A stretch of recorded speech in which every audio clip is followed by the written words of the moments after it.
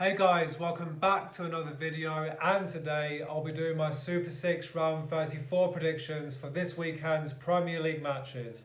There is a certain one that looks quite interesting, which should be a very entertaining game. But wait, before I start predicting them, please subscribe to this channel and give it a thumbs up, as I would really appreciate it. I picked up 13 points in round 33, which is actually quite good. I almost had every prediction correct except the Villa-Newcastle game. However, Villa did score just once, which I predicted, so I'll give myself a bit of credit for that. And even got a correct score between Fulham and Everton, which ended goalless. Man City, though, didn't win that comfortably like I thought they would, as they only won by 2 goals. Tottenham did score 3 against Brentford, which I also predicted as well. While Liverpool absolutely battered Chelsea all over the park, and they deserved that win. But yeah, Darwin Nunez set a new unwanted league record. What was it like? He hit the bar 4 times in a single game for the first time ever. But yeah, other than that, decent win for Liverpool. But the main thing is, Arsenal beat Forest, which was a really good win for us. We had to win to have any chance of remaining in the title race. So I'm glad we got the job done, and now we move on to a really tough game on Sunday, which I will bring up later in the videos, so stay tuned for that. And yeah, we move on to the first game between Newcastle versus Luton. Both teams are going into this game in good form. Luton picked up recent away wins against Bolton and Everton in the FA Cup, while they absolutely hammered Brighton 4-0 at home yesterday. They went 2-0 up less than 5 minutes in the first half. And I believe their striker Adebayo scored a hat-trick as well, which is incredible stuff from Luton. But as for Newcastle, their last home game was against Man City, which they lost 3-2. But forget that for a second. Over their past 5 games, 4 of them were away from home, which they won 3. So they're back scoring goals, and they're starting to find their feet again by scoring goals. St James's Park will be a tough place for Luton to get a result, and I don't expect them to anyway. So I'm going to go for 3-1 Newcastle. This is known as the M23 derby, which I expect to be a thrilling game. In fact, I expect all derbies to be thrilling games. However, I don't exactly understand this rivalry because Brighton, they're geographically based on the south coast, but so are Bournemouth, so shouldn't Brighton be more rivals with them? Anyway, both teams are going into this game in very similar form. Brighton will definitely want to bounce back after their humiliation at Luton, while Palace will want to continue their winning run after beating Sheffield United 3-2 at home. By the way, speaking of Palace, Eze and Olise are both ballers, very good players. And I have both of them in my fantasy team for the weekend, so hopefully they produce the goods. But yeah, looking at this game, before Brighton's defeat at Luton, they drew their past 2 league games, while Palace's away form isn't that convincing either. But then again, if you compare both sets of fans, I feel like Palace have the more passionate fans. You know, they bring the flares, they chant a lot more, and they'll bring that atmosphere into the Amex. But then again, Brighton fans will also be fired up for it as well. So I thought about either a 1-1 or a 2-2, but do you know what? Since this is a derby, I might have to go for a 2-2. You probably noticed on the stats section that neither side have won in their last 5 games.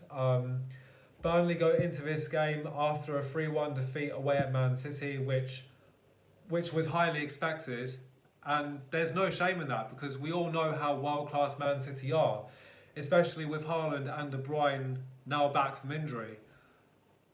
But as for Fulham, they drew 0-0 against Everton.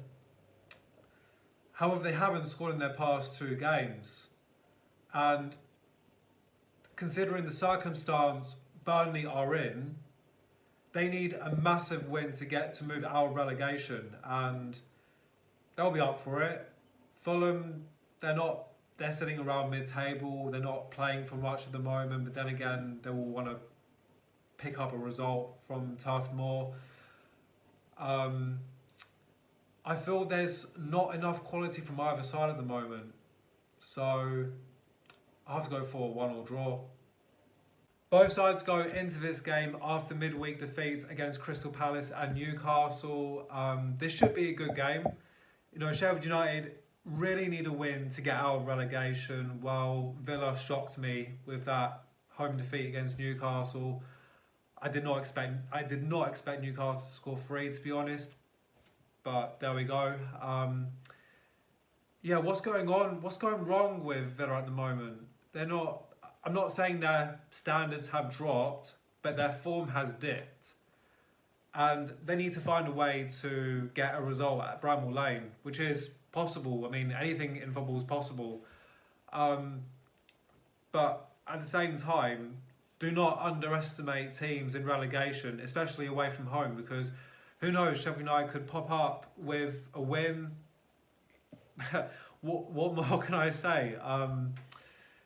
Yeah, I'll have to go for... I think this should be an even game.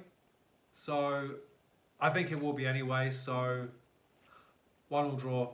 Oh, oh wow. Yeah, this should be a good game for sure. Yeah, Man United go into this game after a very late win against Wolves last night. With Mainu scoring the late winner, so star player, watch out for him in the future.